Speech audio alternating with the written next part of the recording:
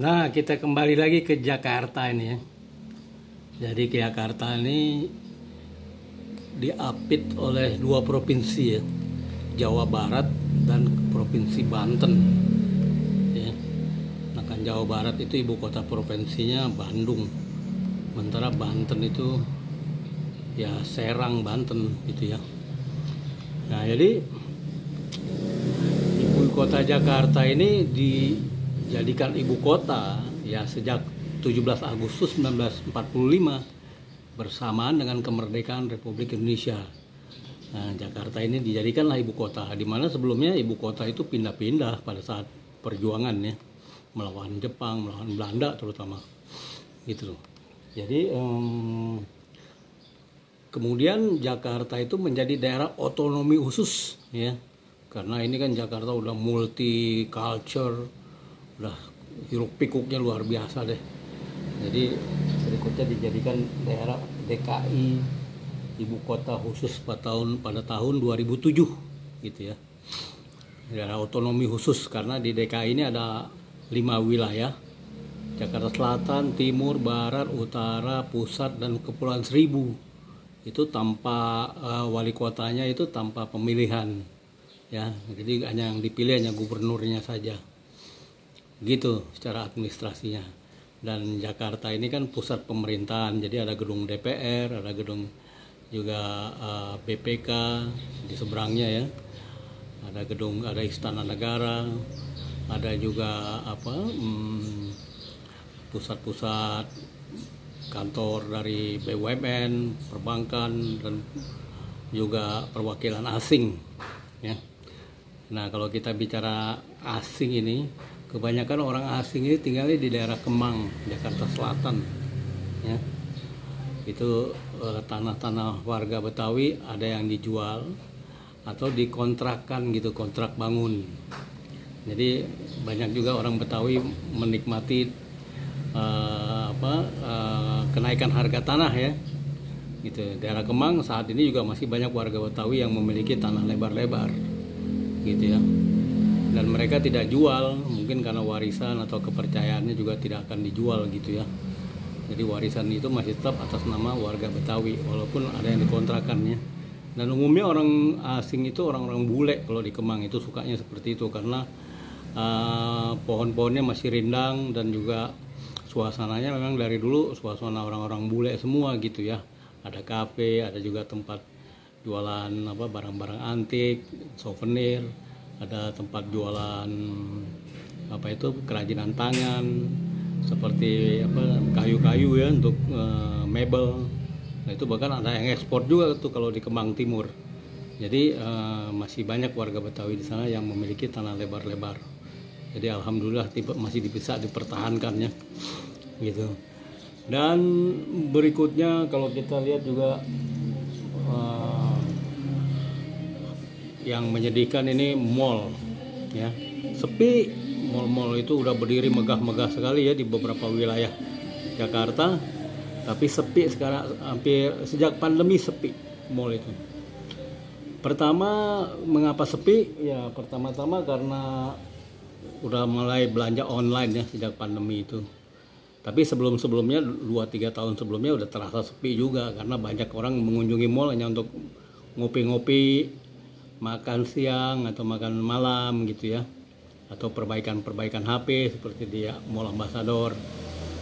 Nah, tapi yang paling sepi sekali itu pada pandemi. Saat pandemi orang berpikir untuk belanja online ya, melalui Google Marketplace atau juga Facebook Marketplace gitu ya. Jadi diperkenalkanlah belanja online. Jadi umumnya kalau belanja online itu lebih hemat. Jadi target barang yang mau dibeli udah jelas. Tapi banyak yang tertipu juga ya. Jadi itu pertama, mall sepi diakibatkan itu adanya belanja online diantaranya. Kedua, daya beli masyarakat juga udah mulai menurun ya. Karena umumnya sebelum-sebelumnya itu banyak pembelian alat rumah tangga, motor, itu mobil secara kredit. akan 4 tahun sebelum pandemi. Sehingga uangnya habis untuk bayar bunga bank aja ya. Hampir sejabodetabek tuh banyak pembelian motor kredit, begitu pula mobil. Jadi pada saat pandemi kan banyak yang macet, nah di situ orang udah mulai kapok beli motor beli mobil secara kredit karena tidak ada kepastian ya. Takut di PHK, kredit motor, kredit mobil, PHK 2 bulan kemudian, jadi repot. Jadi karena tidak ada kepastian, jadi masyarakat lebih waspada untuk pengeluarannya, terutama yang kredit, barang-barang konsumer itu mulai direm. Sehingga mal-mal untuk pemasaran produk-produk konsumer semakin berkurang. Jadi kalau kita lihat banyak mal-mal itu majang motor, majang mobil, majang-majang AC dan peralatan-peralatan lainnya yang rumah tangga itu udah mulai berkurang. Dan ruangannya mulai karena pengunjungnya juga berkurang. Nah, masyarakat di Jakarta itu juga umumnya kelas menengah ya, dia berpikiran logis. Jadi masih trauma terhadap pandemi. Jadi kalau kita ke mal-mal di Jakarta Selatan yang mewah-mewah itu tetap mereka memakai masker. Jadi khawatir masih ada penyebaran virus. Jadi masih trauma ya. Ditambah lagi kalau kita lihat tahun 2022 itu kan kenaikan BBM 30%, terutama Pertalite dan juga solar.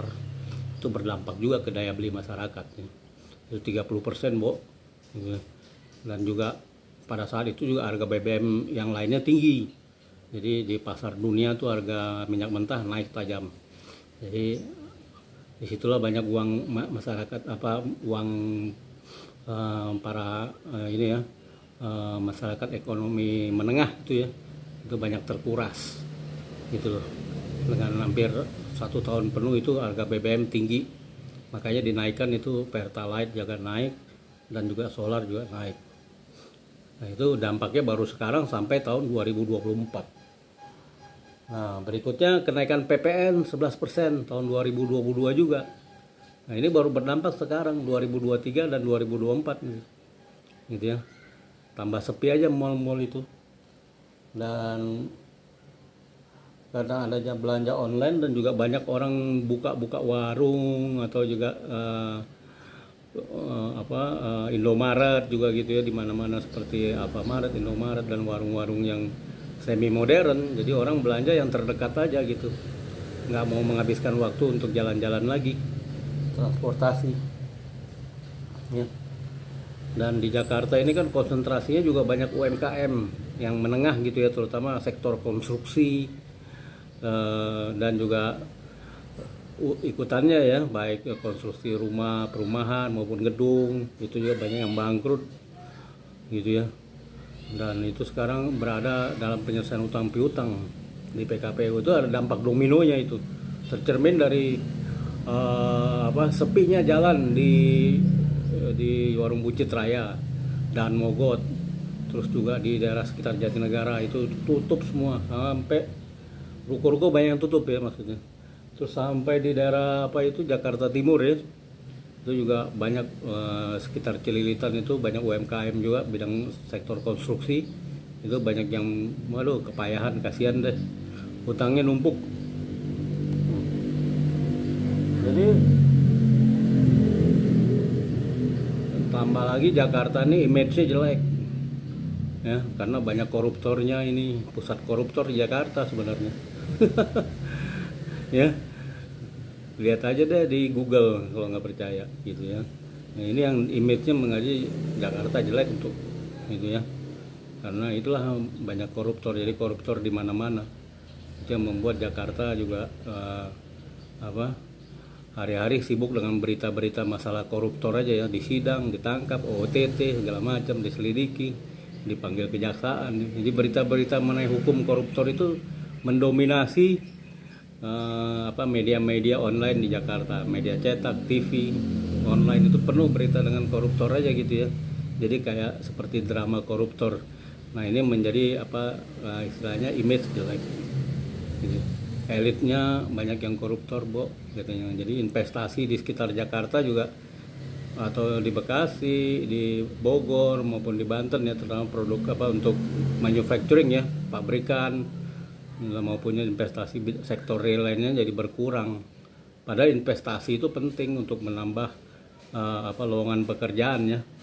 Tapi kalau image-nya jelek, jadi investornya juga nggak mau, karena nanti investornya akan khawatir akan dikorupsi juga, perizinan sulit, segala macam serba sulit, di demo lah, segala macam, akhirnya bangkrut. Makanya investor asing sekarang mikir-mikir dulu deh masuk ke investasi ke Jakarta dan sekitarnya maupun juga seluruh Indonesia gitu ya. Dan berikutnya menjadi negatifnya juga menjelang pemilu gitu ya. Nah ini kan ada agenda besar pemilu, jadi IKN ini apakah diteruskan atau enggak.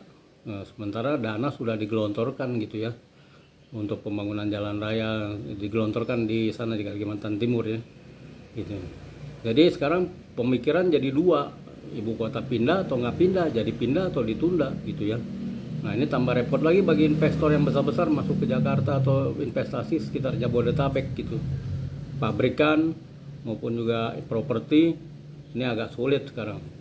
Makanya angka pengangguran akan terus meningkat di sekitar Jabodetabek ini dan rawan kejahatan akhirnya. Oke, bersambung lagi di kemudian hari ya.